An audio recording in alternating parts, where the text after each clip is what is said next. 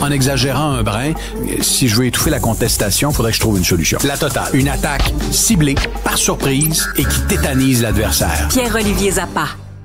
Salut Richard. Salut, il y a une erreur sur le sujet dont tu voulais parler. Baisse du taux directeur, mauvaise nouvelle. Ben non, c'est une erreur, c'est bonne nouvelle. Bonne nouvelle pour ceux qui ont une hypothèque à taux variable ou qui sont emprunteurs.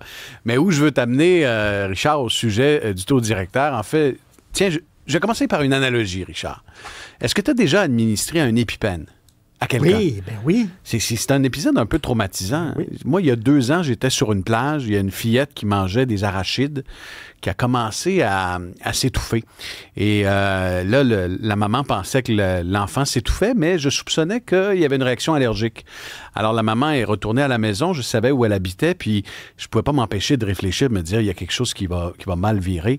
Je suis allé à la maison, j'ai saisi l'EpiPen pour enfants que j'avais. Je suis allé chez la voisine. La fillette était en crise quand je suis arrivé. Je lui ai administré l'EpiPen. Paf! Bang! Le réveil. Le coup d'adrénaline.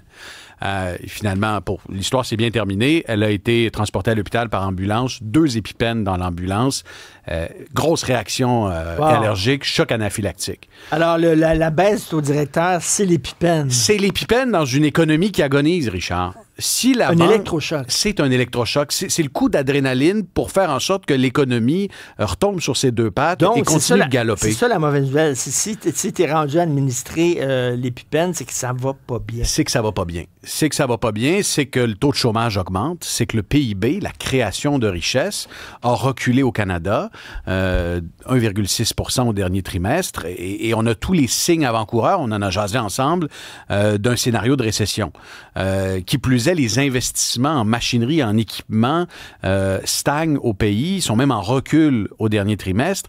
Puis quand les entreprises investissent moins en équipement et en machinerie, à une époque où le monde entier se tourne vers l'intelligence artificielle, les robots et l'automatisation, ce sont vraiment des signaux alarmants. Ajoutez à cela des filières qui sont en train de s'écrouler, comme la filière batterie au Québec. Aujourd'hui, ce que la Banque du Canada a fait, c'est de rendre l'emprunt plus facile. En baissant le taux directeur, on espère que les entreprises vont s'endetter un petit peu plus, vont emprunter de l'argent pour investir, pour embaucher, pour relancer l'économie. On espère que les consommateurs comme toi et moi vont sortir la carte de crédit, vont magasiner un peu plus, vont s'acheter une nouvelle motoneige cet hiver pour faire tourner l'économie. Et Dieu sait qu'en 2025, l'économie, elle repose sur la consommation des ménages. Alors, on verra jusqu'où ça va aller. On a une première baisse de taux aujourd'hui.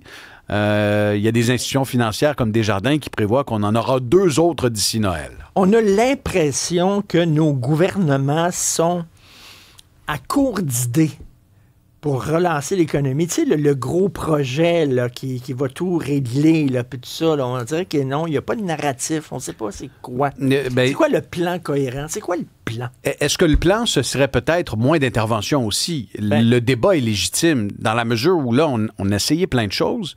On ajoute des couches de réglementation et on ajoute un fardeau aux entreprises, puis le résultat, c'est que ça marche pas. Et c'est pas moi qui le dis, c'est Stéphane Marion, l'économiste en chef de la Banque nationale, qui récemment, dans un rapport, blâmait la surréglementation au Canada pour expliquer notre déficit de productivité et le fait qu'on investisse pas mal moins dans les technologies, dans l'automatisation, pour améliorer notre productivité. Je vais te donner un chiffre intéressant, Richard.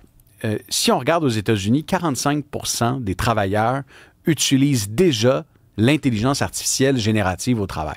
45 %. C'est presque un travailleur sur 2 aux États-Unis qui utilise quelque chose comme ChatGPT, Claude ou une autre de ces plateformes. Au Canada, c'est 21 %. C'est 2 travailleurs sur 10. Donc, tu vois le retard dans l'adoption même de technologies de base.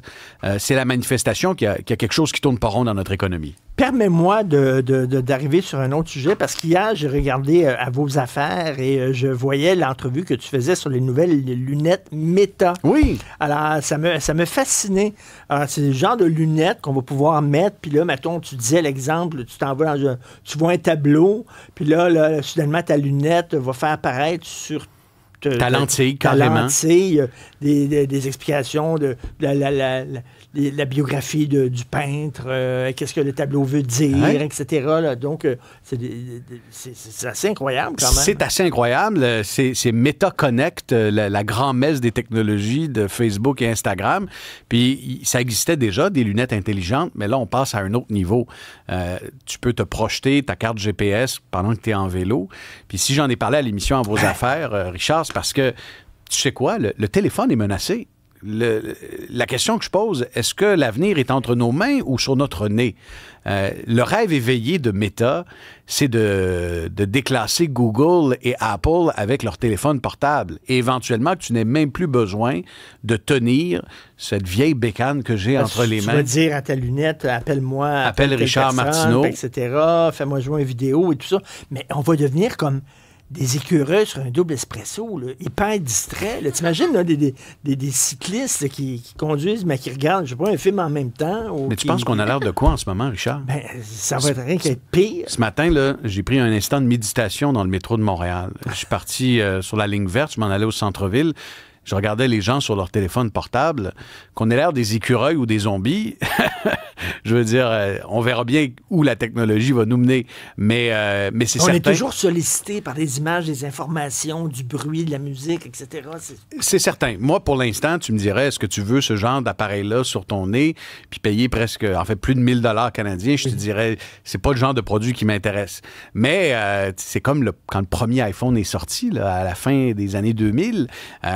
Au début, je connaissais très peu de gens qui avaient adopté le téléphone. Plusieurs se disaient même, « Hey, il n'y a pas de clavier. » Moi, je préfère le BlackBerry qui a un clavier. Et souviens-toi, plusieurs voyaient, dans l'absence d'un clavier physique, un frein à l'adoption du iPhone. Plusieurs ont dit que l'iPhone serait un projet mort-né. Aujourd'hui, c'est un des téléphones les plus vendus. C'est la vache à lait d'Apple.